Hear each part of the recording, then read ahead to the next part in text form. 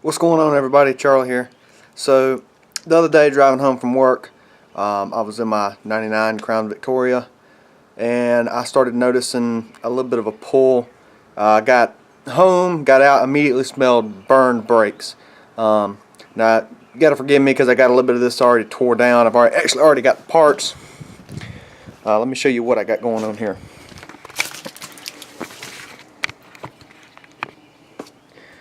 So I've already got the caliper pulled off. I've got the line hanging out right up here. This clamp that's on the line, basically what that is it's kind of like a plastic clothespin with little rubber bushings in there. A lot of your tool trucks sell these kits.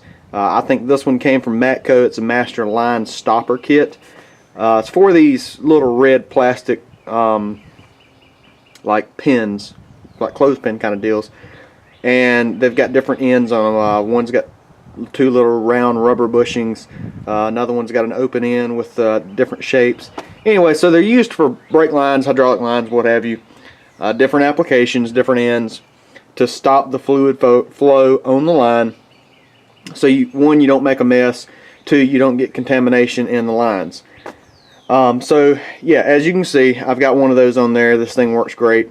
I'll try to show you a part number or something later in the video, maybe a little clip. But anyway, so I've got the caliper off.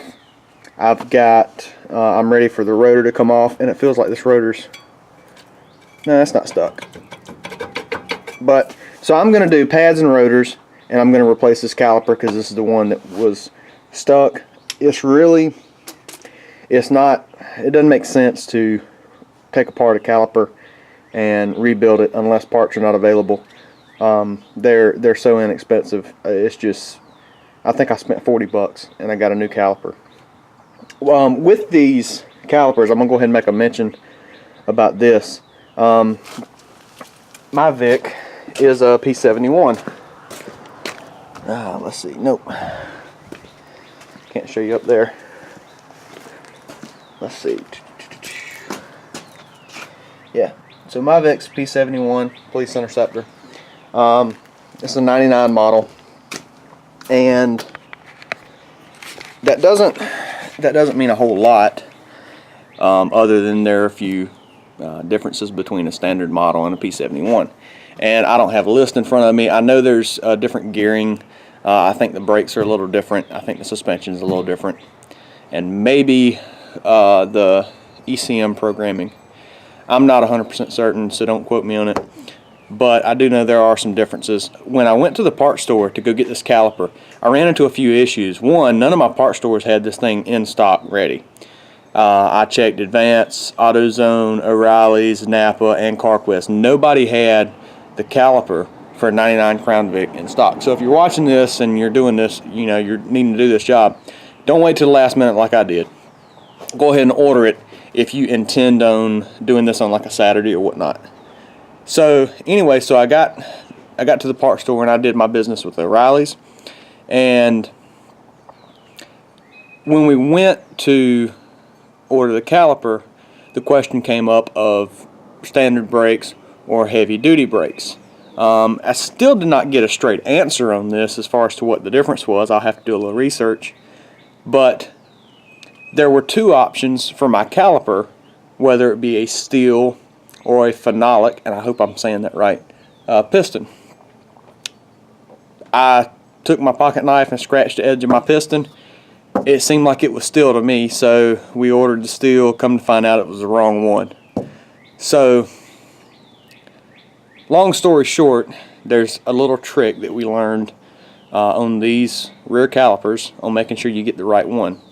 Basically, the opening in the piston where the spring retainer is for the pads is different sizes. You've got a really large diameter hole for the steel piston and a very small one for the phenolic. So I guess if you're going to do just pads and rotors, you need to know what kind of piston you have in order to get the right one, because you don't want to put the pads for the phenolic piston in with the steel piston because it's going to flop around everywhere, and it could be a nightmare. But so anyway, so that's what we're going to do. I've got to get the parts out of my van and get everything set up. And I'm just going to do a straight video. I'm not going to try to do anything fancy. Just want to show y'all putting this on. I'm obviously going to have to bleed the brakes. Yeah, that's pretty much it. So yeah, so stick around and check it out. Okay, so like I was saying earlier, if you notice, the inside diameter of this piston is relatively small. The one with the steel piston actually comes out to about where my thumbnail is right now. So it's very thin walled with a large diameter center. So there's our caliper. Yeah, nothing really fancy. Make sure that when you get it, that as it bolts up to your caliper bracket, that the bleed screw is on top. If you're new to doing brakes, if you've never noticed this before, you have a left and right side. You can see they're machined almost identical, but they have these two spots on here. Sorry about that. They have these two spots on here where they can machine out a bleed screw, and you can see they're just cast the same. They're cast like this, and then it's machined down, drilled and tapped for a bleed screw, depending on what side it is. You need to make sure to check this. Your bleed screw is always going to be north of your line. It's always going to be at the top, and that's so you can get all the air out when you're bleeding these brakes. I don't have the part number on the caliper because I had to exchange my core, so they've got the box. I don't have it handy. Maybe I can put a little notation down at the bottom of the screen. But the part number for the brake pads I got are these right here. I'm not looking for anything fancy. I just want the thing to stop. You can also see what I was talking about here. So these little retaining tabs on the back of the piston are a different size, obviously, for the steel or the phenolic. I hope I'm saying that right. I feel like I'm pronouncing it wrong. Phenolic, whatever. So anyways, these tabs are a different size for the steel piston or the phenolic pistons. The line stopper kit. This is the part number for the Master Line Stopper Kit, MLS 700. I did get this through Matco, and I've added a bit of stuff to it since I got it. So yeah, it comes with two of these little soft hose clamps. You can actually get these. It's actually this set with a larger one at Harbor Freight, and gosh, I want to say they're somewhere around $10. These things are awesome. You can pinch brake lines, you can pinch fuel lines, any heater hose, what have you, to keep from making a mess. These things are great. Now in here you can see I got a few nuts and bolts. This is stuff off of this job, so that's my caliper bolts. And there's my banjo bolt. I'm actually got a new one, so I don't need that. But I've put a few of these extra little ends in. They come with all these yellow ones, but I've put a few other in here, and I'm thinking about dumping this case and just putting this in like a little tackle box organizer. So here is the other clamps. I'll show you this real quick. So as you can see, there's an open on one side and like a conical shape on the other. And this one's open with a little bit fatter of a conical. And then this one's kind of radius, kind of like a button. And then, like I said, the one that I've got down here, I can try to show you whenever I pull it off, but it's got two little rubber button ends on either side. But so that's what it comes with. I really don't know how much it is, to be honest with you. You can do a quick Google search for Matco and it'll show you. But so yeah, there you go. There, I got two bottles of .3 brake fluid from O'Reilly's. This is the brake bleeder from Harbor Freight. I've used this thing a few times at work. It is absolutely awesome. Item number of 92924. This is a whole lot better than using one of those little hand pumps. You've got a line obviously up here, and then you hook this to a compressed air and you bleed your brakes, and it's so much quicker and easier. And then I'm using my set of 0-degree offset snap-on wrenches. If you got a snap-on rep and you don't have these wrenches, shame on you, because these things overnight became my go-to wrenches. I know that they're boxed in on both sides, but the extra long boxed in, 90% of the fasteners I can get on. Very rarely do I need an open end working in an automotive situation. And these have, I mean, I just throw these in this pouch and bring them home whenever I'm doing anything to my vehicles. So the part numbers on this, there's 3 sets. There is a standard, a metric, and a metric 2. And these top 2 part numbers are the ones you want. The XDLRM 75 or 705 K1 and then K2. And then that 705 at the bottom is the standard. You want the top 2 sets for certain. If you work on anything that has a standard set, yeah, get the bottom ones, but automotive wise, you want the top 2. These things are absolutely awesome. And it ranges from 10 mil to 19. But yeah, so this is what I'm going to be using. You know, obviously make do with what you got, but I just wanted to show you what I was going to be using to do this job. Alright everybody, so first thing we want to do is get our caliper put on. I'm going to set this down here. I've got some new hardware that goes with it. New banjo bolt and 2 new copper washers. You definitely want to replace these copper washers. If for any reason you're taking a brake line loose, and you're removing the caliper or what have you, and you're going to put it back on, get those copper washers. You do not want to have this thing leaking on you. That's just real cheap insurance.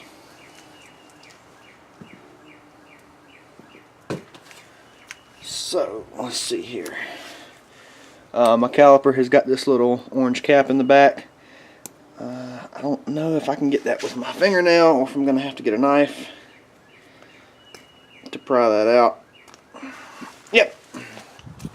So now that I got the little plug out, and of course that plug will go in my line stopper kit, and I'll save that for the future in case I need it. I'll set our caliper down on the floor. I'll take these off, and you can see I had to use a I had to put one of the copper washers in there to get it to seal. But on this one you can see that it's got the 2 button ends, which works great for a line like this.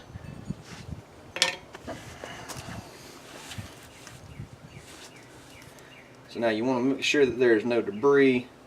I kind of wiped these out when I took them apart, so I'm not concerned there. Go ahead and take your bolt and put a washer on it. Let me adjust this camera so you can kind of see what I'm doing here. So yeah, go ahead and put a washer on there, and then your bolt should go through like that, and kind of go ahead and position your line so you got a general idea of where it's going to go. On this, it's going to go in the center of the caliper. There is a flat spot right here, and it is flat on top of this line, so obviously they go together. Don't forget your other copper washer.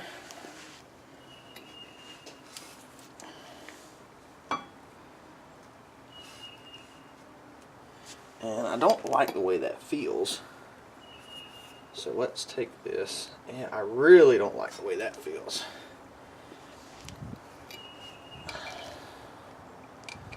So we're going to go like this.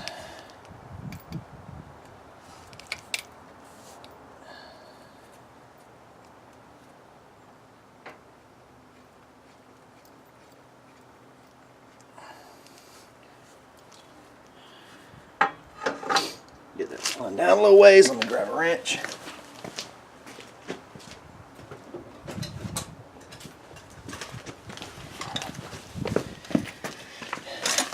I don't have them here, but they make these little hooks that you can hang your calipers on.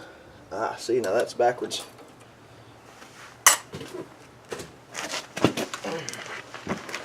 So because my line wasn't tight, it spun around, and we just want to make sure that it is correct before we tighten it down. There we go. I can't see the screen too well on this camera, so there we go. There's a little better view for you. So you can see that that flat spot is lined up, and I'm just going to go ahead and start snugging this down.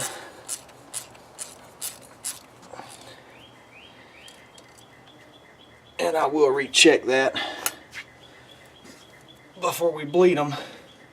But yeah, so they make these little S-type deals. You can hang them on a hole in the frame, you can hang them on a coil, and essentially it's just it hangs your caliper.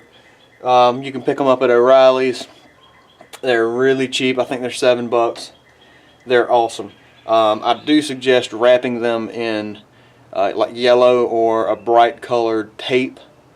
I wouldn't paint them because the paint seems to come off, but tape holds up really well, so you don't forget them. But they're great. If you're going to be working with calipers and brakes and whatnot, you need to buy a set. They're awesome. So anyways, I'm going to pull this rotor off, and on this rotor you can see it's a drum and a rotor. So my parking brake is also on the rear. This is a good time to go ahead and inspect your shoes and see if they are in need of replacing. These don't look great, but they're gonna live for a little while. I'll catch that on the next go around. Now's a great time to go ahead and clean any rust off your hub material. Replace any lugs that need to be replaced. Clean the threads up, what have you. Do not use anti-seize on these. And here we go with the wars of comments on anti-seize on lugs.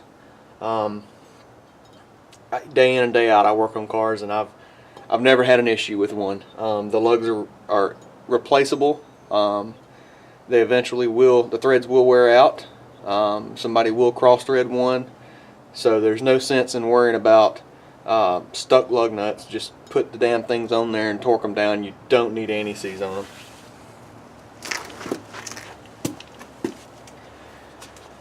So let's get the new rotor. So when you get the rotor out of the box, I highly doubt you're going to be able to see it, but it's going to have this film on it. Some people call it Cosmoline. There's different names for it, but essentially you want to wipe this stuff off. It's like an oil. It's to keep it from rusting. Make sure you clean it off with a little bit of brake parts cleaner before you install it.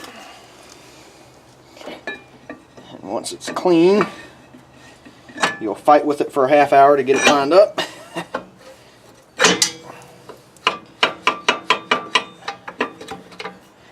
I can feel those shoes, so that's pretty close. If they were not close, your shoes, you would want to adjust your parking brake. So let's say if you had drum brakes, you would want to adjust them so that you have just a slight drag on your drum. These being the parking brake, they are self-adjusting, but I can also feel as I tip the rotor, I can feel the shoes back there, so I'm not concerned with it. Once you use your parking brake, they'll adjust out anyways. No big deal. So now that we got the rotor on, it's time to install the caliper bracket. You know what, everybody, I don't claim to be a genius, but every now and then one sneaks past me. And this the rear brakes on these Crown Victorias don't have a caliper bracket that's separate. Well, it's kind of weird to describe it, but essentially it's all made into this assembly. So here I am looking for a caliper bracket, and this thing doesn't have one. But anyways, so we're good to go. We're going to go ahead and load up our caliper with our pads and get them put on. So we're going to take our caliper like so. Make sure you put the caliper or the pad that goes into the caliper piston first. A lot of models, if you do it the other way around, you won't be able to. So it goes like so. Get you a little better view. And then this, like so. This will put the wear indicator towards the bottom. It does not look as if that matters. So that's what we're going to go with.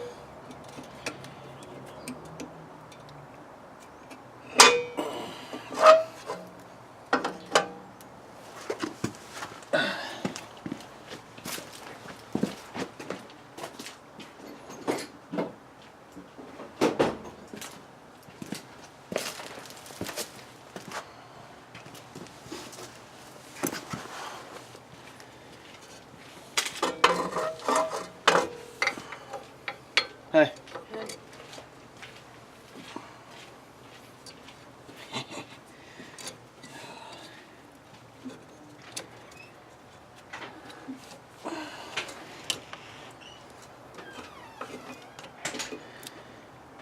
Somebody on the old interweb caught that. You big dummy. Trying to put the pad on backwards. Or upside down. I just did it to see if any of y'all would catch it. And there we go. And now we're going to see how that fits up here. Well, I have to. Good deal.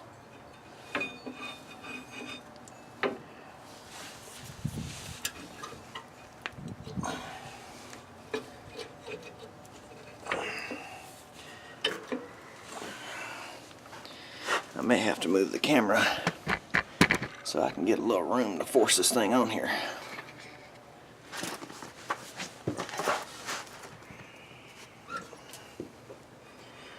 Or let's check and see if this other pad.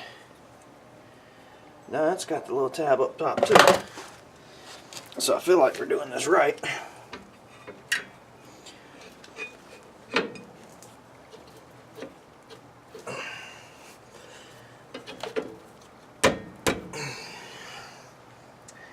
We're going to take this and prop up. I wish I had a way to push in. That would be outstanding. But I don't. You big dummy.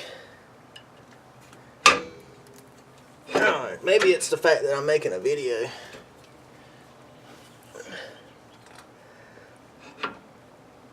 That's getting me all nervous. You've got your, on the back, here let me show you this. Because I'm sure somebody out there has ran into this problem. So, on your caliper, you've got your hardware here that moves. And that's how your caliper goes back and forth. And if this is hitting this, you got a problem, and it's not going to go on just like you've seen. So make sure that you pull this hardware towards the frame of the car in order to slide this on properly, and it goes so much easier.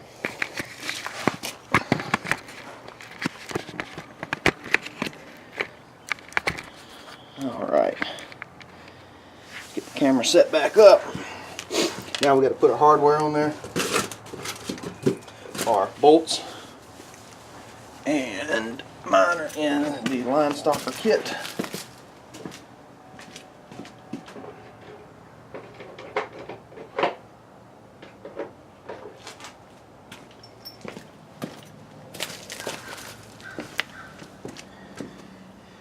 Jeez, is it Monday?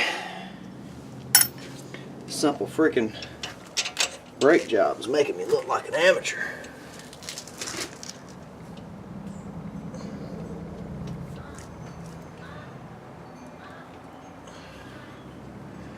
Maybe it's because I only had 1 cup of coffee this morning. Sounds good anyways.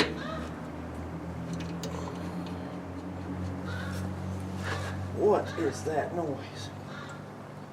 Oh, it's a crow. He's talking trash. You hear him? I've got a crow talking trash to me. He's laughing. Fucker.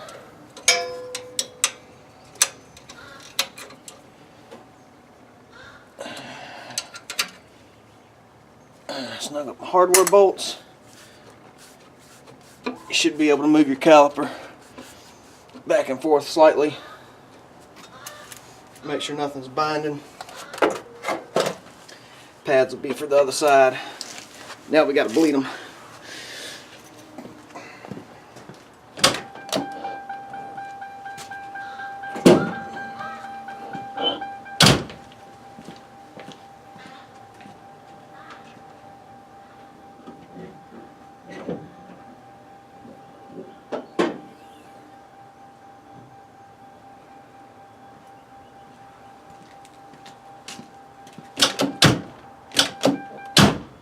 Jesus.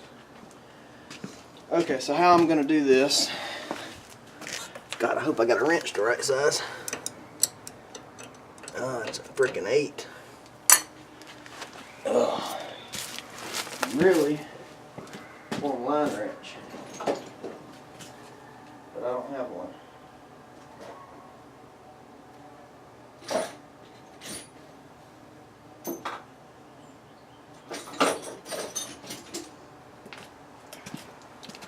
So I'm going to use a gear wrench.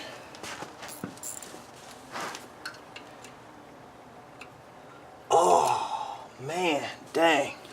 It's a freaking 3/8.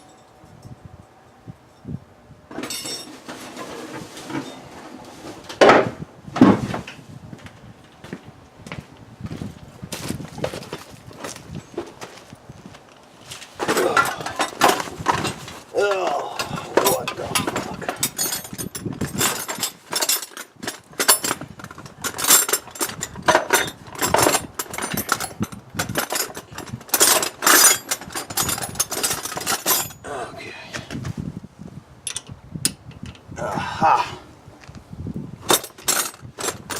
We'll use this one.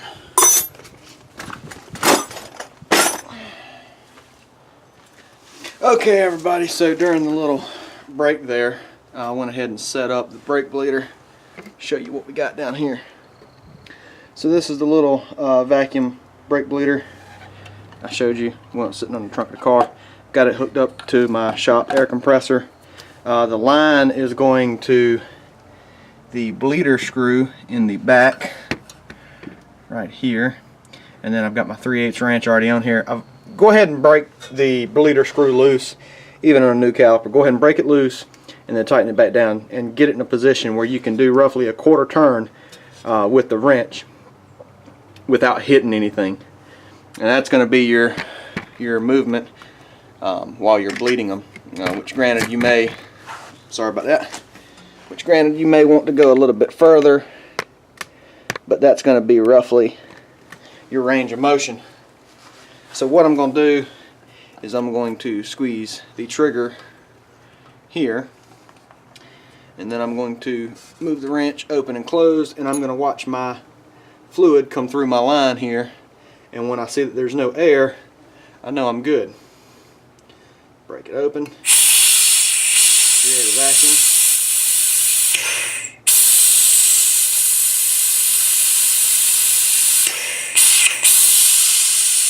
Go a little bit more.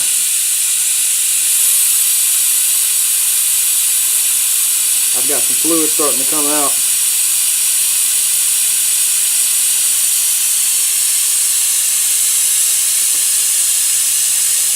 Still got tons of air. I'm going to go ahead and tighten this down. And I'm going to check my reservoir up front and make sure that it's not running low.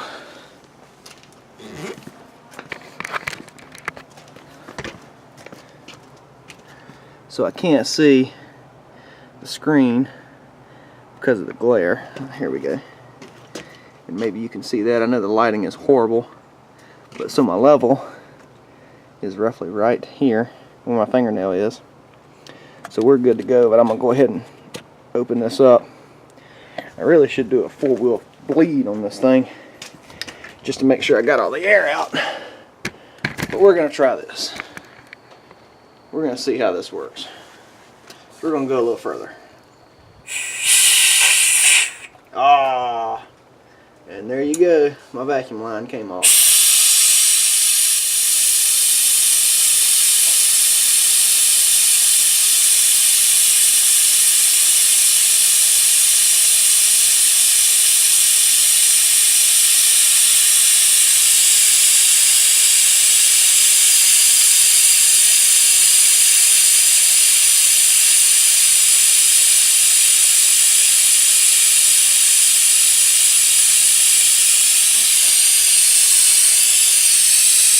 I should add, this kit comes with a bottle to put in the master cylinder to keep it full. I just forgot to bring it home like an idiot.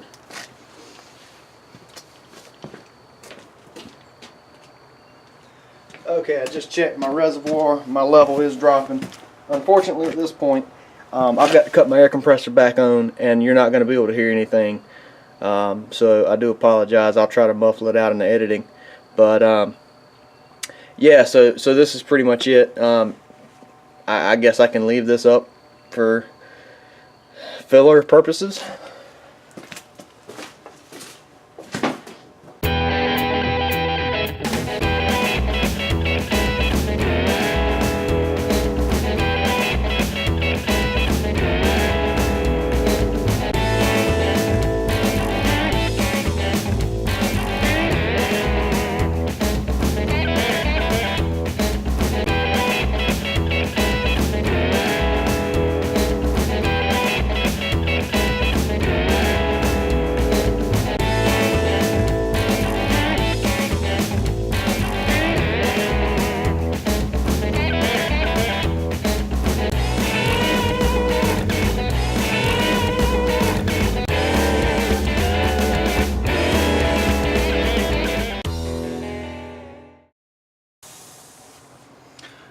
Alright, so as you can see, I used a little lock tab here, and I was able to actually walk away and go up front and top off the reservoir.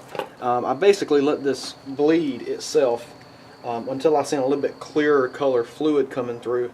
It did suck a good bit out of my reservoir, and now I'm going to go to the other side. I'm going to do pads and rotors on the other side, and I'm also going to bleed that caliper as well, just try to make sure that I've got fresh fluid. When I do close off this bleed screw, I went up front and I checked my pedal, and obviously it's not running, but with the vehicle not running, I do have a firm pedal, so I'm very satisfied that we've got the air out of this caliper. So yeah, now I'm going to go to the other side. I'm going to do the exact same thing. I'm not going to videotape that because I feel like it'd be boring, and we're already at like 20 minutes on doing a caliper and pads and rotors. But so that's pretty much it. I'm going to try to do some more videos in the future on this car. If anybody has one, if this video helped you in any way, shape, or form, give me a thumbs up, give me a like, give me a comment. Check me out on Instagram, Charlie the Wrench, and Facebook. If you got any automotive questions, send me a message. If I can't find it, I'll try to find it for you. But anyways, thank y'all again, and hope you enjoyed.